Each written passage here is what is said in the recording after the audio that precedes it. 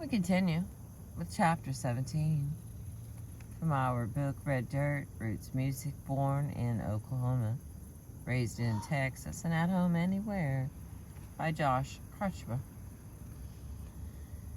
Chapter 17 is You're Gonna Be My Friend, Jamie Lynn Wilson. Jamie Lynn Wilson is particularly important to Red Dirt because she is a thread that ties together the narrative, thus far, of either Oklahoma artists infiltrating Texas or Texas artists accepting Oklahomans. Wilson picked up a guitar for the first time as a sophomore at Texas A&M in the early 2000s, and within 2 years had joined the Gulgers. 7 years in that band and a solo EP later, Wilson joined the Trishas in 2009. The Trishas, Wilson, Liz Foster, Kelly McQuee, and Savannah Welch, put out a mini album. 2010, They Call Us the Trishas, and a full-length project, 2013's High, Wide, and Handsome. Before the artists settled for solo careers, the Trishas blazed trails throughout Texas and Oklahoma. Wilson went back as a solo artist and made herself at home in hallowed red dirt grounds like the Blue Door.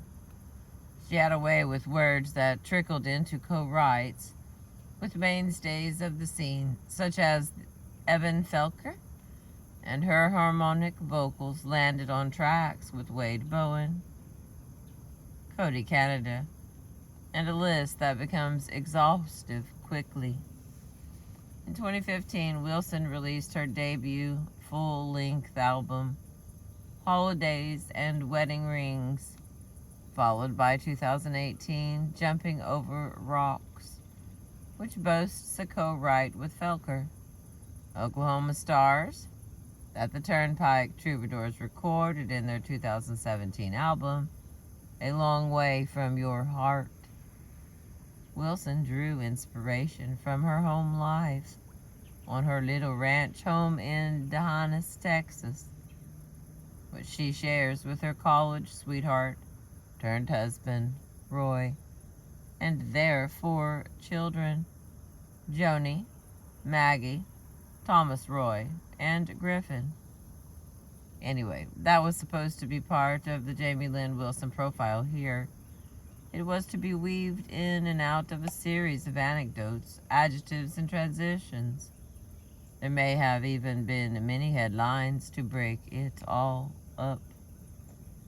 Then, Wilson picked up the phone for the interview that was meant to unlock it all, and things went south. Wilson spoke with such conviction, charisma, and authority over her music, friends, family, and history that writing wasn't about to do her story justice.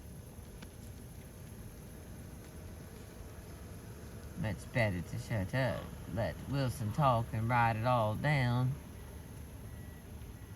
What follows is edited only for clarity and with questions noted when necessary. Wilson's version of her story.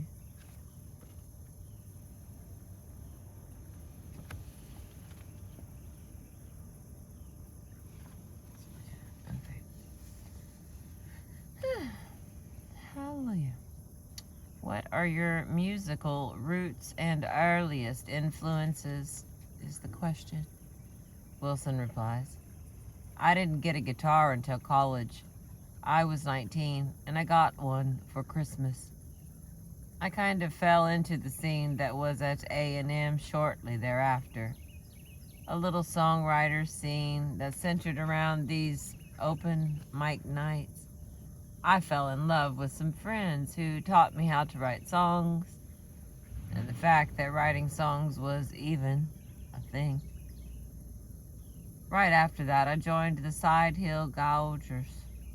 We mainly played College Station that first year or so. And then we started venturing out, and eventually that became the Gougers. Next question. And right before that, where were you musically, and how does it translate with the other artists you interact with to this day?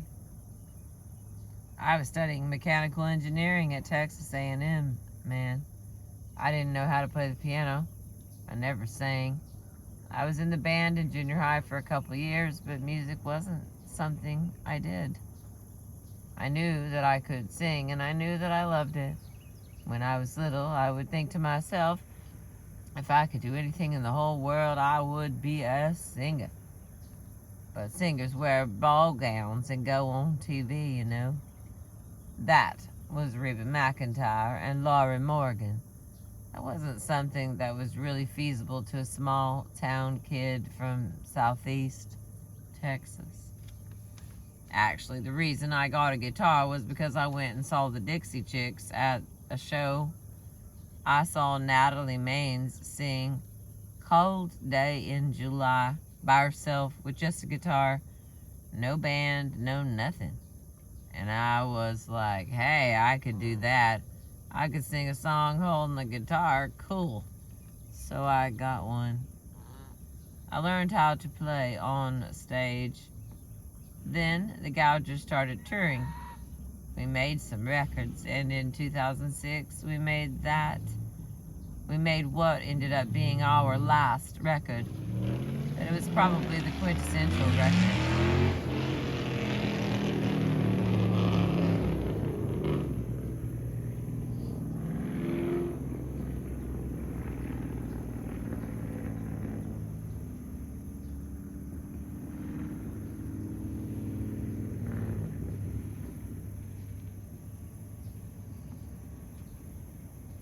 I learned how to play on stage.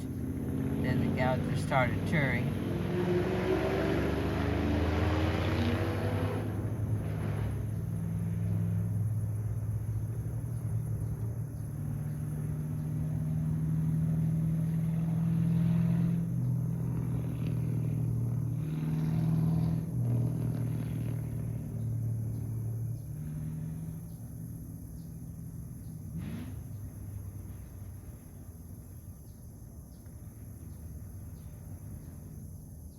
What ended up being our last record, but it was probably the quintessential record.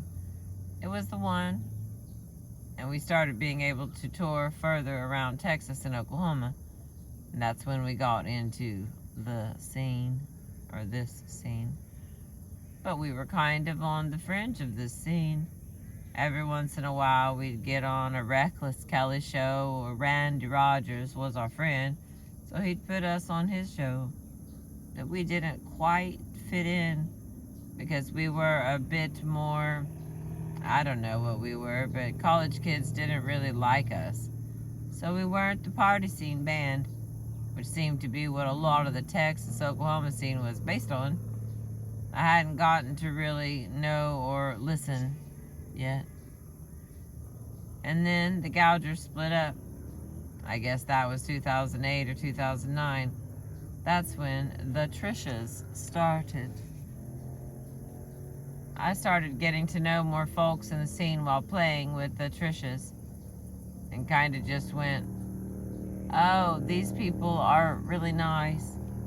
I didn't get to know them before, but now that I was able to make my own discernments and decisions, I realized how awesome they were, and I wanted to make friends. In Steamboat at the Music Fest one year, I had a solo show. I saw Wade Bowen, but I didn't know Wade. Then I saw him at an after party, and he goes, how was your show? We played at the same time. I told him I thought it went pretty well, and he said, of course it did. Everything you do is good. I just remember how surprised I was for no good reason, really. It was just a moment of realization that all these folks are really nice, and maybe I should make more of an effort. So I messaged Wade on Twitter a couple of months later and said, hey, I know that we're not really friends, but will you write a song with me? You're going to be my friend. Cool. Shortly thereafter, we wrote Just Some Things together. Right about then, you were making... excuse me. Right about then, you were making some friends in Oklahoma? During the Gougers' time, we were touring up to Oklahoma, and we were hanging out with the Mike McClure Band in Travis, Linville. We used to stay at Travis's studio, the Dirty Bird studio. I helped Travis's dad install the flooring at that studio. We were up there one weekend just staying at Travis's house, and he was like, "We're gonna work on the studio today." His dad came over and we put laminate flooring in. Then another time, in between bands, I took the train up to OKC and Tom Skinner picked me up. And we went and played the Blue Door and the Grape Ranch in Okemah. I think that's when I realized the difference between Oklahoma and Texas songwriters. Even though Bob Childers' songs are different from Tom Skinner's songs, and those are different from Mike McClure's songs, and those are different from Jason Boland and Cody Canada and Stoney LaRue and Evan Felker's songs. And then you go to Parker Millsap and John Moreland and Brian White. They're all different, but there's something spiritual about Oklahoma music. If you're from Oklahoma, you know Oklahoma has a dark history. From the way the Native Americans were treated to the Dust Bowl to the Great Depression, there is an understanding of something that is dark within all of them. And sometimes when they have the talent to show it, it comes out in a really haunting way. And they've got Woody Guthrie to look to. The way they string words together up in Oklahoma is just so good. And they'll tell you, there's nothing else to do but drugs or write a song, and occasionally you do both. Texas songwriters have a history of being proud storytellers. Texas has a rich history, but our history isn't as dark and lonely as Oklahoma's. Texas music can be sad and lonely, but it just doesn't have the darkness that Oklahoma music has. Oklahoma folks have that within them, and sometimes they have the ability to pull it out and make something beautiful out of it. And what did the Trishas add to your career? When the Trishas happened, that was a conglomerate of all of our styles. One of us is bluesy, one more rock, one's more folk, and one's more country. There was so much there with the four of us that our sound became a completely different monster. Within the band, I was pretty much the rhythm. Before and after, we had a drummer. I played kick drum and acoustic guitar. I learned a lot from that. Harmony was a big factor, and we learned how to do that. The whole thing was a learning process. I learned how to travel on the road with women. I had never done that before. I had always been in a boys' club, but so had all the other girls. So we went in there kind of acting like we were traveling with dudes. But then we realized that women have more compassion. If you're with boys, you'll say, "I'm hungry, I want to eat there," and they go, "No, I'm going to Arby's." And that was the end of it. Women will say, "I want to eat there. Is that okay with you?" Another thing those girls did for me was help me raise my first 2 babies. When we started, I told them I was ready to start a family, and they never batted an eye. It was seamless. Girls, shows, guitars, writing, babies, road nannies, diaper stops, nursing and pumping, all of it. If I didn't have them at the beginning of this, I don't know that I would have had the confidence to travel with kids.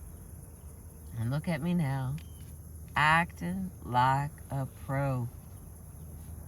That spanned 4 or 5 years, and it was like what I had been doing before, but with girls and babies. That's when I got a lot more into the scene. We didn't infiltrate everything as we were still Americana leaning, just not as far.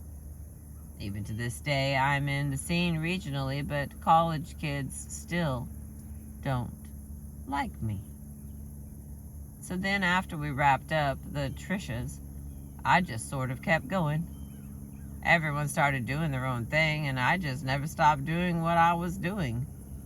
It made my first solo album really weird, because the press was all Jamie Lynn Wilson's first record, and I'm going, I've made 7 of those.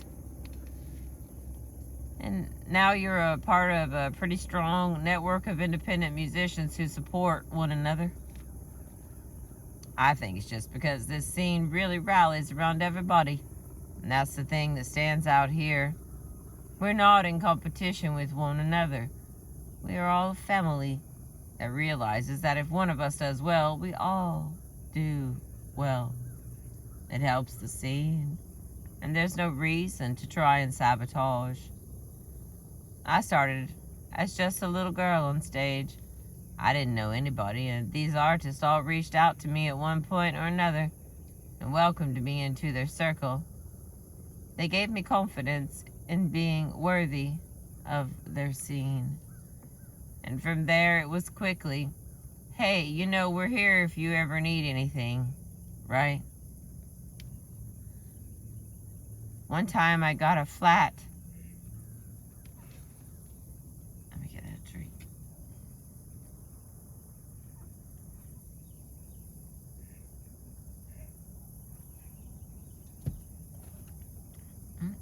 Good coffee today.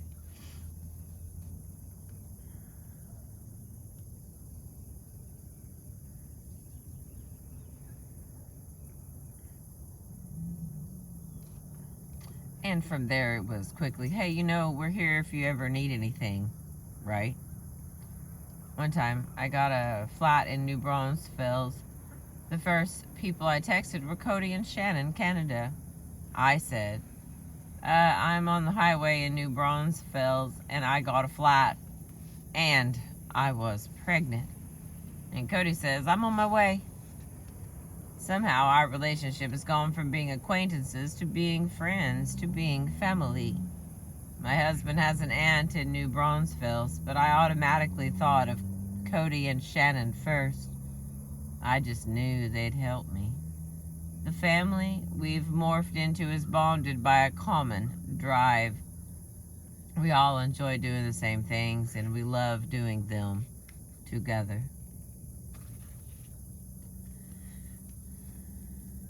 Tell me a bit about your album, Jumpin' Over Rocks. I went into the studio with a need to record live.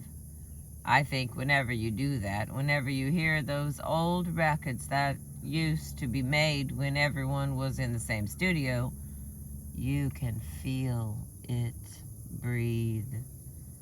You can feel the musicians playing off each other. And I think that adds a whole different feel to the song. I wanted to do that. That was the main objective, and we pulled it off. We let everyone play what they wanted to play, and it ended up being perfect. Alright, we got 3 questions left to finish this chapter, but I already know it's hot. Here we go. Stay with me, babes. I appreciate you too. There's a song called Oklahoma Stars that you co-wrote with Evan Felker on there. Yes, I love that song. That song was actually born at Medicine Stone, the festival that Turnpike and Bolin were throwing up in Tahlequah. Some friends and I were walking around in the middle of the night. Cody was there. You were there. And there are all these little campsites going. Everyone is walking around making friends, playing songs. It's very cool. At some point, I stopped and looked up and noticed there was a meteor shower. We lay down in the grass and looked up and just watched. The next day on the way home, I started to put the pieces together. The folks at these festivals, the folks at the festival last night were like these shooting stars. They burn so bright, making connections and having a blast. Then they disappear and go home. A little dramatic, I know, but we turned it into a provocative little lost love song. I sent what I thought was a finished song to Evan, and he wrote back and told me he'd have another verse for me within the hour. And when one of the best songwriters of our generation says he'll tie your song up in a nice little bow, you don't tell him you thought it was finished. I love that it made it on both albums. Oklahoma Stars is on Turnpike's Long Way from Your Heart as well. That is really cool to me because their version is the opposite of mine in all ways. The feel is different, and I love both versions, and I love that my band did it one way and that his did it the other. All right, next to the last question. I'm skippity-doo-dah here through trying to get us out of this chapter. Get all the information soaking in. All right. I want to ask about the song Death and Life on this album. That's my favorite. I'd sit and work on that song and then go, nope, that's not it. And I'd have to put it away. That's a song I couldn't force out because I knew it had to be really, really good because the subject matter is personal to me. You can't write about something that's true and let it just be okay.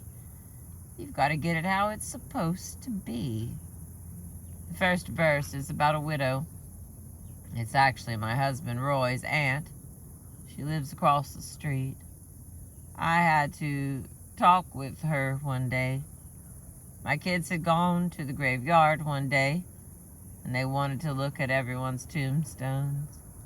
Because, that's normal. We do that, I guess. They wanted to walk around and find everybody, and they went to find Uncle Joe's plot. But he didn't have a stone yet. So I told her that I said, I noticed there's not a stone yet. And she goes, well, I wanted to get it perfect.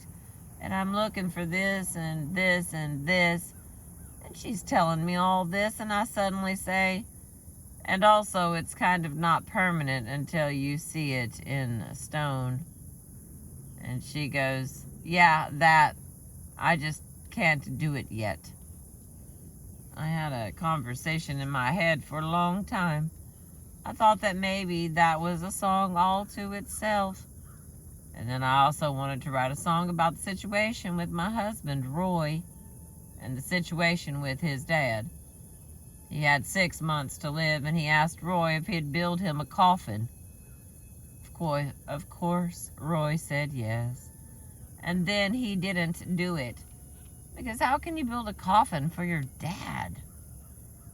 When he died, which didn't end up being from cancer, it ended up being from a fall, which is almost a blessing, and was almost 6 months to the day.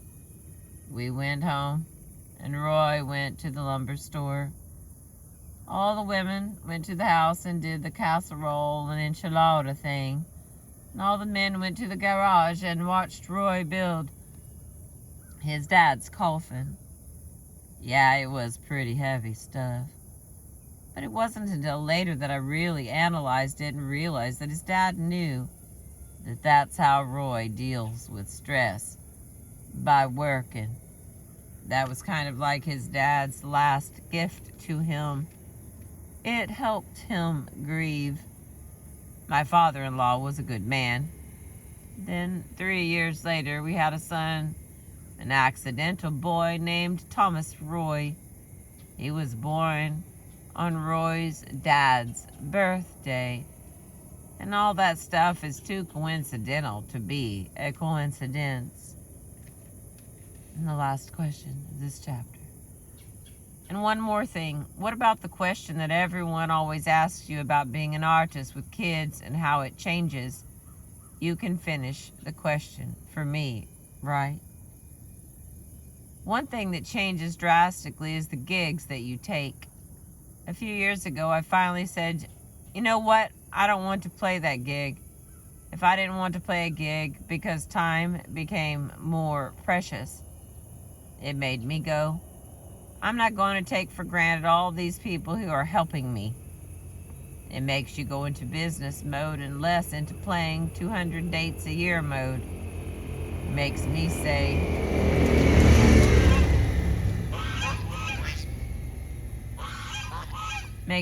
the shows I play are going to have 2 out of 3 things. Fun, exposure, or money. So if it's a lot of fun and a lot of exposure, cool. If it's a lot of fun and exposure, but not a lot of money, cool. Having kids made me set a standard in my decision making about shows. It also taught me the power of saying no. If you don't take every show, your value goes up. If I don't play every single gig in Dallas, the really good spots will book me. It makes you take it seriously, and as a result, other people take you seriously. Alright, that is the end of chapter 17. Chapter 18 will be a hard question. Where are the women of red dirt? I'm looking forward to reading that. I know this is about to die, so I'm going to try and... I can hardly see my own self there.